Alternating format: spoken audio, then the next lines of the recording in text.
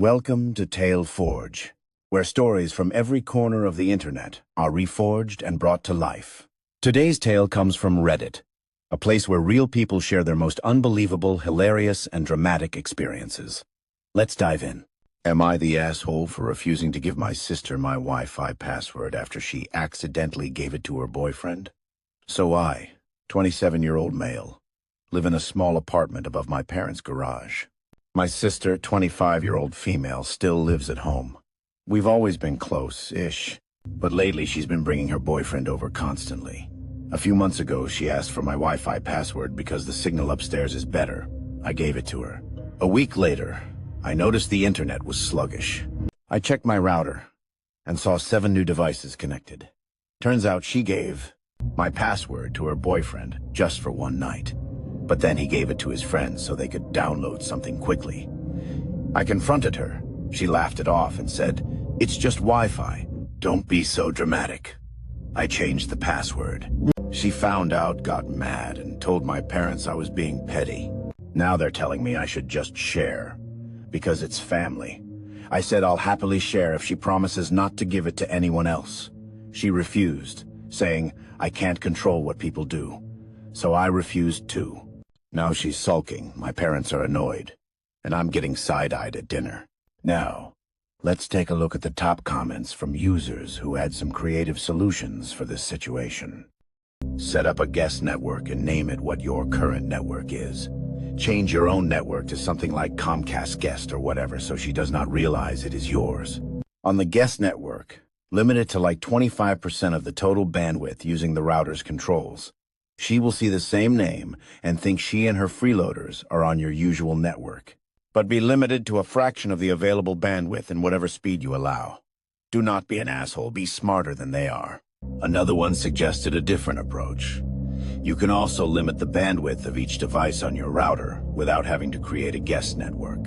Assign a fixed internal IP address to the unwanted MAC addresses and set their bandwidth to 1 megabit per second. They will not be able to detect anything unusual without access to the router settings. And if they complain, just say that it has been that way ever since so many people started sharing your Wi-Fi. Now that we have wrapped up that tech-fueled family conflict, let's move into a very different kind of drama. One that played out face-to-face and in public. Am I the asshole for calling out my cousin when she tried to blame her body odor on me? I'm an 18-year-old female from Ontario, Canada, and my cousin is a 19-year-old female from Florida, United States. I am staying with her family in Florida. We were out at midday at an outdoor restaurant, and my cousin's boyfriend, a 20-year-old male, was to meet us.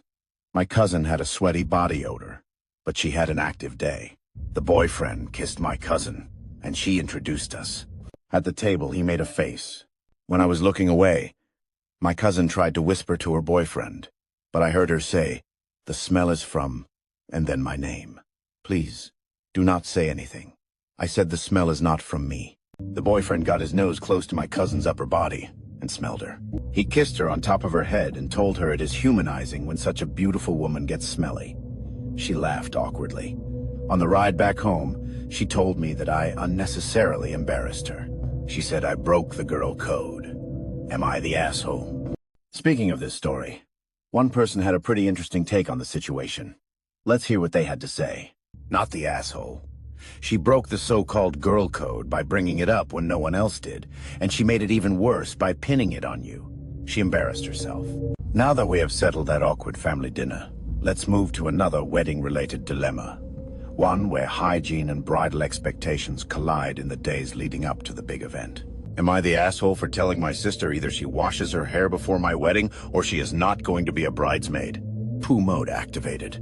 I am a 29-year-old female getting married Saturday, 16th of August, 2025. My sister, a 25-year-old female, is one of my bridesmaids. She has very long, beautiful hair.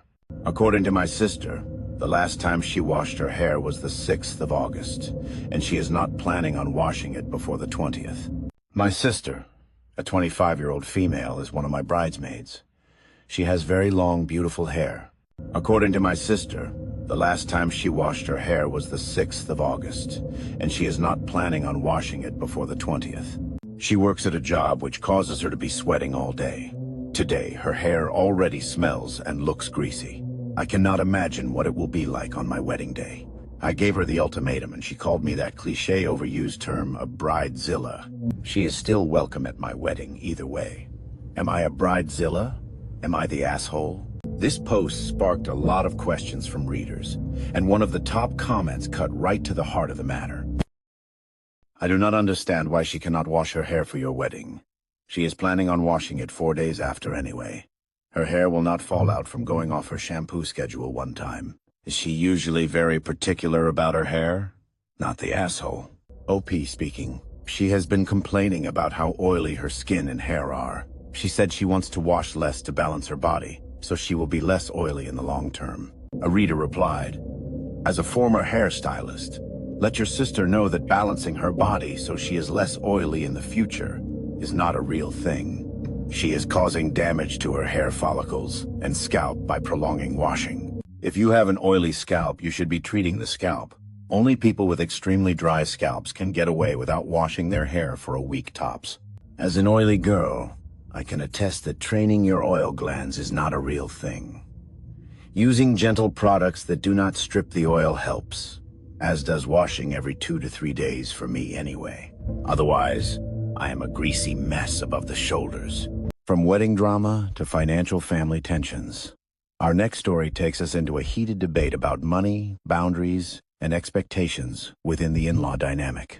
Am I the asshole for being irritated that my sister-in-law wants my husband to pay her parents' mortgage while her family lives rent-free? My 35-year-old sister-in-law texted my husband, her brother, asking for $300 a month to contribute toward her parents' mortgage. She lives with them along with her husband and 3 kids, and has for the last year after having her last baby rent-free. Both she and her husband work, and my mother-in-law provides them 24/7 childcare. She initially moved here from Oregon, where she still has a home, for help while she was postpartum. Since then, she has rented out her home in Oregon, enrolled her 2 older kids in school, and uses my in-laws for 24/7 free childcare. For the last year, they have not paid a dime and have gone to Disney, Canada, and done more vacation and sightseeing trips. This is nothing new for her.